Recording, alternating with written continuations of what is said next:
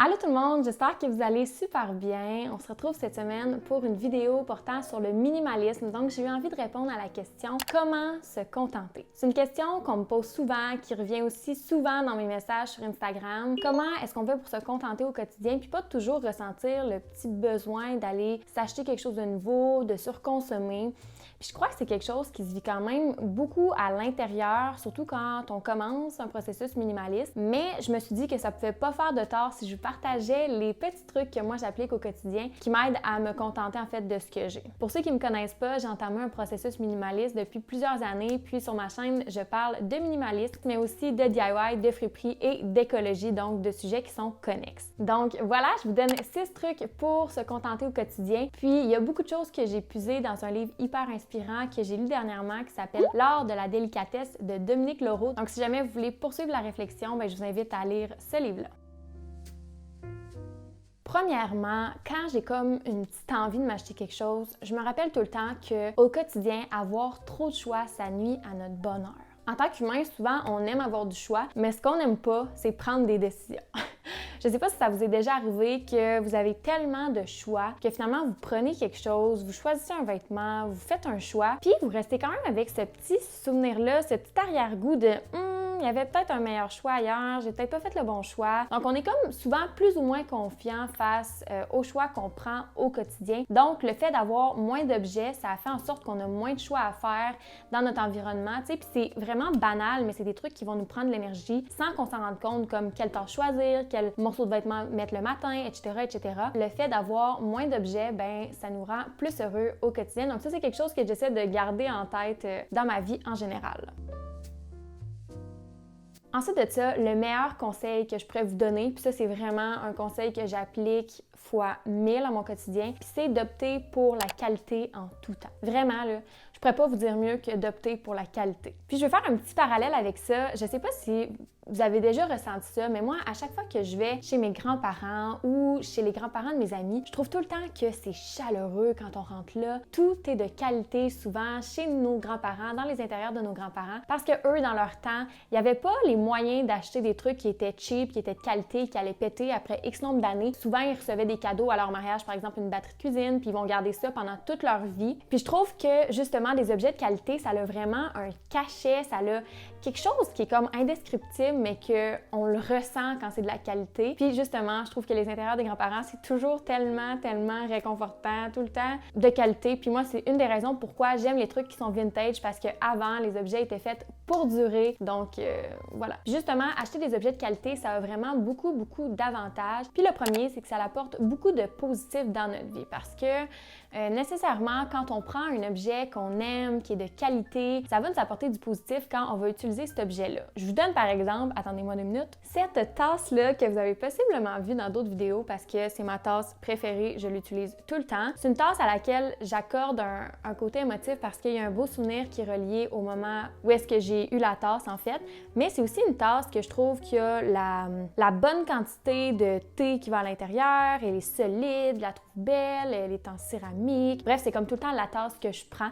Donc le fait d'avoir des objets comme ça qu'on aime beaucoup, ça simplifie énormément notre quotidien. Puis ça fait en sorte aussi que quand on utilise ces objets-là, on ressent du bonheur, du positif, bref, des émotions qui sont le fun. Le fait d'acheter de qualité aussi, ça fait en sorte que ça nous fait économiser de l'argent parce qu'au lieu de s'acheter 10 fois la version d'un objet, on va l'acquérir une fois puis on va le garder toute notre vie par exemple. Donc ça fait en sorte qu'au bout du compte, on est plus gagnant à payer une fois cet objet-là à une somme un petit peu plus élevée que d'acheter comme 10 fois un objet cheap qu'on va toujours devoir remplacer, qui va toujours se briser, etc. Et finalement aussi, ce que je trouve bien avec les objets de qualité, c'est que ça nous permet vraiment de diminuer le nombre de nos envies parce que, comme je vous le disais plus tôt, puisqu'on aime nos objets, on a envie de les garder plus longtemps, puis ça va diminuer en fait cette envie-là de toujours vouloir acheter quelque chose de mieux.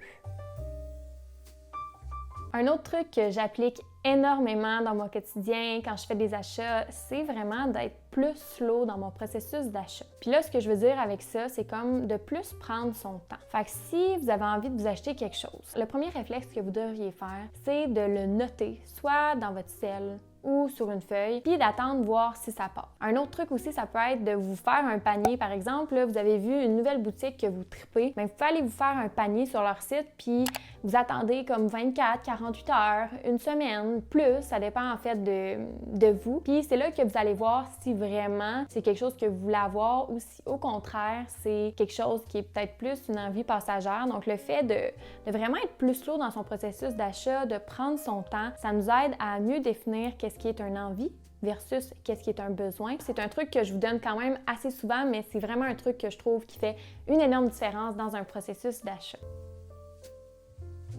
Ensuite, je ne sais pas si vous croyez en la loi de l'attraction, mais moi, c'est quelque chose que je crois beaucoup, c'est quelque chose que je manifeste aussi beaucoup dans mon quotidien, puis j'aime ça, demander à soit l'univers ou une entité qui est comme supérieure à moi, des choses que je veux voir arriver dans ma vie. Bref, vous me direz dans les commentaires si vous croyez à la loi de l'attraction, mais selon la loi de l'attraction, en fait, on attire un peu ce qu'on dégage, on attire à nous les vibrations qu'on émet. Puis, je trouve que quand on est dans la gratitude, donc quand on est reconnaissant de qu'est-ce qu'on a autour de nous, on attire un peu la même chose à nous. Donc, le fait de comme prendre conscience de qu'est-ce qu'on a, premièrement, de prendre conscience de qu'est-ce qui nous entoure, puis d'être reconnaissant de tout ce qu'on a, ça fait en sorte qu'on va vibrer plus fort, puis qu'on va attirer des bonnes énergies à nous. Donc, de cette façon-là, on va apporter plus de reconnaissance dans notre vie parce que la gratitude apporte la gratitude, puis le fait de justement prendre conscience, être reconnaissant de ce qu'on a, je trouve que ça fait en sorte qu'on a moins envie de consommer parce que on est content de ce qu'on a, donc on réussit à se mettre dans une énergie de « OK, je me contente, je suis contente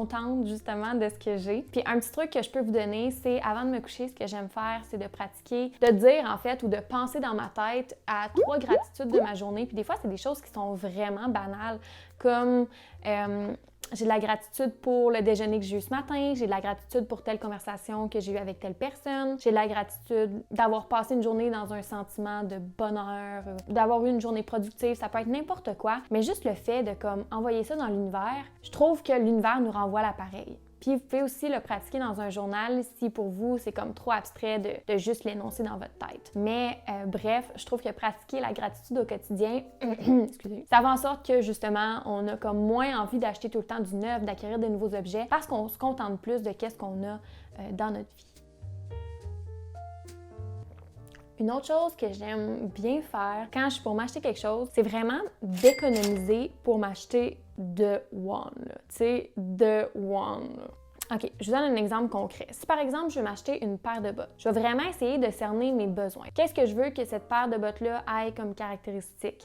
C'est quand je veux porter cette paire de bottes-là? Quelle compagnie qui respecte plus mes valeurs? Bref, je vais essayer de trouver l'objet qui correspond vraiment plus à ce que j'ai besoin de one. Puis, si c'est un objet qui est peut-être plus cher, bien, je vais économiser jusqu'à ce que j'aie assez d'argent pour m'acheter l'objet en question plutôt que d'acheter une version qui est plus cheap, qui est moins de qualité, puis que je vais moins aimer.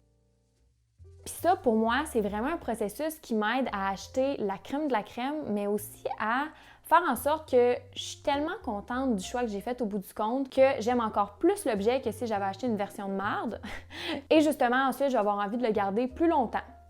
Puis c'est aussi dans l'idée que je vous disais tantôt d'un processus d'achat qui est plus slow. C'est prendre le temps vraiment de trouver l'objet qui nous correspond le mieux, puis prendre le temps qu'il faut aussi pour acquérir cet objet-là. Regardez aussi parfois sur des sites de seconde main parce qu'on peut trouver l'objet aussi usagé qui est encore en excellente condition. Mais bref, je trouve que c'est quelque chose qui m'aide vraiment, vraiment, vraiment à moins me tanner de mes choses.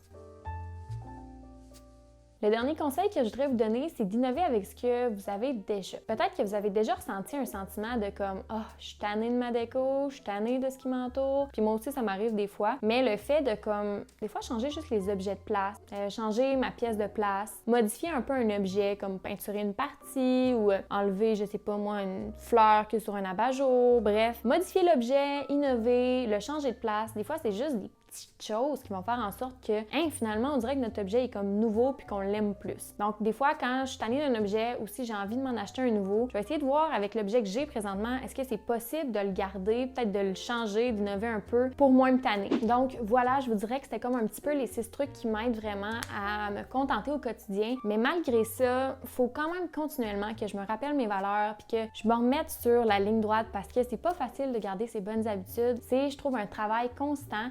Puis aussi, c'est pas facile de se dissocier du petit feeling de consommation, de comme j'ai envie d'acquérir quelque chose de nouveau parce que la société dans laquelle on est, vous le savez, c'est une société de surconsommation. Puis c'est difficile de comme pas suivre la tendance parce qu'on est tellement bombardé de publicité. Donc c'est non seulement un travail sur soi-même, mais c'est aussi toujours un travail de constance, de se rappeler pourquoi on fait ça, pourquoi on veut moins consommer, puis de toujours se rappeler qu'on est capable de se contenter au quotidien de ce qu'on a. Bref, j'espère que vous avez aimé ces petits trucs-là qui aident à se contenter au quotidien et à moins consommer. J'aimerais savoir dans les commentaires c'est quoi votre truc à vous pour moins consommer au quotidien, pour plus vous contenter finalement de ce que vous avez. J'espère bien sûr que vous avez aimé la vidéo, puis si c'est le cas, n'hésitez pas à mettre un commentaire, un petit pouce bleu ou encore à vous abonner si ce n'est pas déjà fait. Puis moi, je vous retrouve la semaine prochaine pour une autre vidéo. Bye tout le monde!